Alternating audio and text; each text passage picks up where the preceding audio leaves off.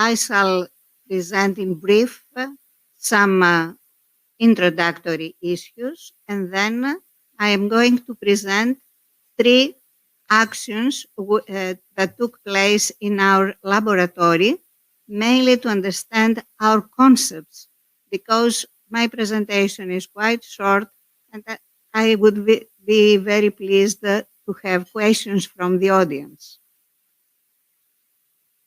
If we pay attention to the definition of table olives according to Codex Alimentarius, we shall see that the sources, the raw materials, should be sound fruit and can come from different varieties of the cultivated olive tree. Then, at point B, we can see that different treatments can take place in different ways, mainly to remove bitterness that comes from the phenolic content of the raw materials. Nevertheless, to prevent spoilage and ensure product stability, different treatments take place in order to increase the storability of the product. Addition of preservatives, of certain preservatives, is also permitted. Then the last stage of all this production is packing, which occurs either in a suitable liquid packing medium or under different ways.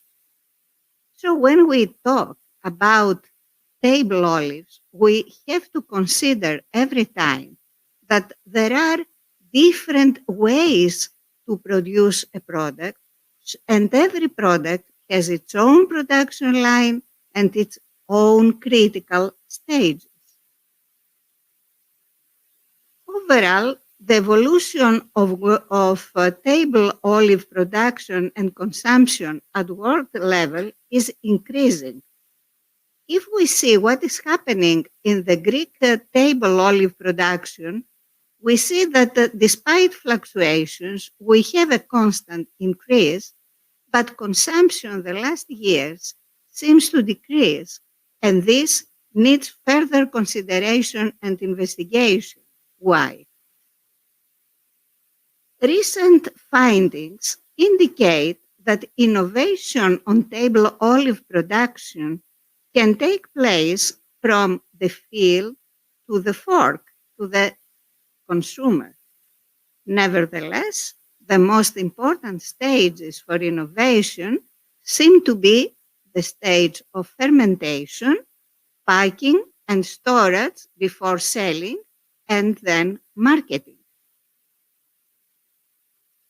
All these concepts fall well in what we call food reformulation trends, for which Professor Kapsokefalou spoke this morning. Food reformulation can be defined as the action of reformulating existing foods to remove undesirable compounds like trans fatty acids, or reduce those which offer to us more calories like sugars, or they are also undesirable because they are connected to non-communicable diseases like saturated fat and salt. Even if we remove or reformulate food according to these issues, we have to consider that characteristics such as flavor, texture, and shelf life of the product have to be retained. So food reformulation is not an easy task and needs to be developed product by product. And if we come to agricultural products like olives, not only product by product, but year after year and product by product. Those who know me know well that I'm working for decades on olive oil. So the interesting collaboration with Associate Professor Fani Manjouridu in our lab was a driving force to work on table olives as well. This work is part of our research at the university, at the Aristotle University of Thessaloniki, and our collaboration with the Center of Excellence for Natural Products at Quebec, which is the Center of Innovation of our institute. Our interest was focused not in general on table olives, but particularly on table olives from Chalkidiki varieties. Chalkidiki region is very famous for olive tree agriculture. If we see the document, the numbers, we can see that there are more than 46 businesses around table olives. Most of the production of table olives from Chondrolia Chalkidikis and Chalkidiki are exported.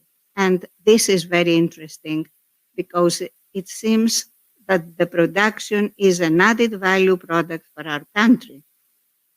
And 42% of Greek production, table olives, comes from these varieties.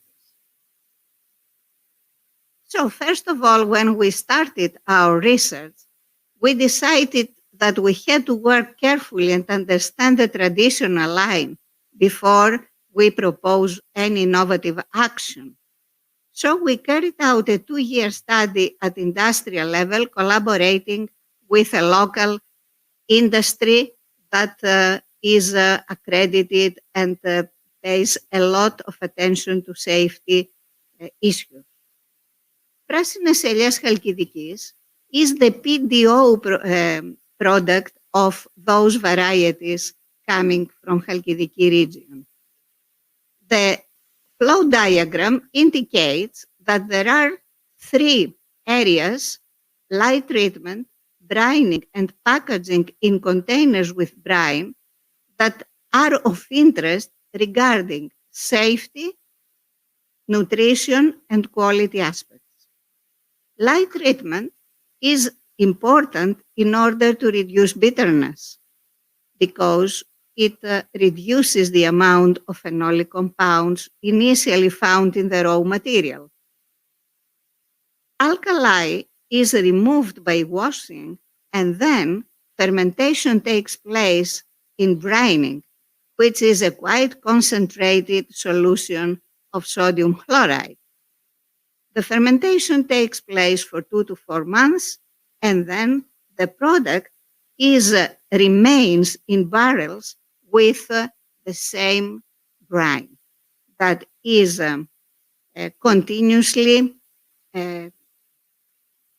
measured regarding the content of sodium chloride in order to preserve the product as long as possible. In the meantime, depending on requests on clients, there can be different types of packaging in a certain industry. This work of the 2 years resulted in some very interesting results that are already published. What we studied? We studied safety parameters, bacteria, yeast, pH, acidity, during fermentation in brine.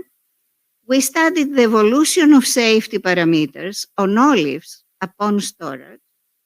We measured changes in olive color and texture during this period, and the fate of characteristic hydrophilic and hydrophobic antioxidants, mainly oleuropein, lixtroside, and related compounds, as well as alpha-tocopherol and squalene, which are also very important antioxidants and bioactive compounds. Sodium content was monitored using appropriate methods, and sensory scores were also provided in certain cases. Our findings supported that the final product was microbiologically safe and of acceptable characteristics, so it can be traded, it can be provided to consumers. However, except for compliance with trade quality criteria, attention was paid to the reduction in phenolic compounds content and the important increase in sodium content due to fermentation and storage in brine. Our prototype model study indicated loopholes in the efforts to establish table olives as a functional food because, as you can see in the table and around the circled text, we found that 5 grams of salt per 100 grams of edible flesh, that is 14 olives of medium size, was intaken when we consumed these green olives. But there are some strict rules the last years regarding the consumption and the daily intake of salt content. So this was a very interesting finding that led us to think how to reduce the content of sodium, because sodium is responsible for the heart disease, not the chloride anion. Chloride sodium is salt, and it is the cation which is important and responsible for heart diseases. So we planned to reduce sodium content in the production line of πράσινες ελιές χαλκιδικής using different chloride salts. Those who have experience from industry or from academia know that using different salts is a good idea, but is very difficult to have good results, as the different salts introduce other tastes, more bitter taste to olives, to treated olives, which are not acceptable by consumers. We introduced a mixture of different salts having as cation sodium and other ones at different quantities. I am not going to present all the details about this. Those who are interested can contact us. The final result was of interest because we found that there is a considerable reduction in the content of sodium having this treatment. So we followed all the traditional production line and we changed only the quantity of sodium introducing other chloride salts. Critical limits in this effort is the equivalent ionic strength and chloride ion content that should be kept constant. Fermentation and all the other stages were kept as in the traditional line. Our product, we named it Xylella, was found to contain much less salt than the traditional one, so that instead of the 50% intake of the reference amount, we could receive from the same amount of olive flesh only 10% of salt, of sodium from this source. We had good results in the ecotrophilia competition that made our students happy, those who worked with us. And then we started thinking about a next step that could be applied to smaller companies in the area, because in the area we do not have only large companies for table olives, but we also have small producers and manufacturers. So we considered another approach, a tailor-made low-salt green table olives present in flavored olive oil. Why we thought like that? Because the records indicate that although green olives are mainly exported, the exports are mainly taking place in bulk. So they are exported, stored in the initial brine. Of course, we can find in the market other types of packaging and other quantities, of course. What a flavored olive oil can be and why we considered it as a means for green table olive preservation. A flavored olive oil is an olive oil that contains different types of aromatic plants, either solid in a solid phase, this means leaves, for example, or we prefer to use essential oils from the Greek flora, that is origanum, melissa, and Laurus nobilis plants, which are common in our flora. They're very emblematic plants for the Greek cuisine, and their flavor suits with the flavor of olive oil and table olives. These plants and these essential oils mainly are a rich source for antioxidant and antimicrobials. Our work was organized well, and the approach is quite simple because we worked again at industrial scale, but this time we obtained the ready-made product according to traditional line, and then we reduced the salt content using repeated washings with water. When we managed to reduce the content of salt by 25%, which was considered enough because we cannot reduce it further without spoilage, then we followed a 1-year experiment using response surface methodology to organize our experimentation and assessment of data. We also carried out analysis for microbiological parameters, color and firmness attributes, and we found that our models indicated that each essential oil exerted a preservative role to maintain microbiological quality of reduced salt table olives. At the same time, appearance attributes were retained at desirable values. Oregano essential oil was very important against pathogens, whereas lemon balm and bay laurel essential oils were found to be important for competing yeasts. The result for controlling a yeast population. The results are promising toward the use of flavored olive oil as a preservation means for tailor-made reduced salt table olives, a practice that may enhance medium-sized local industry, innovative activity in a practical and effective way. In order to avoid misunderstandings, we have to understand that such a product has a much shorter shelf life.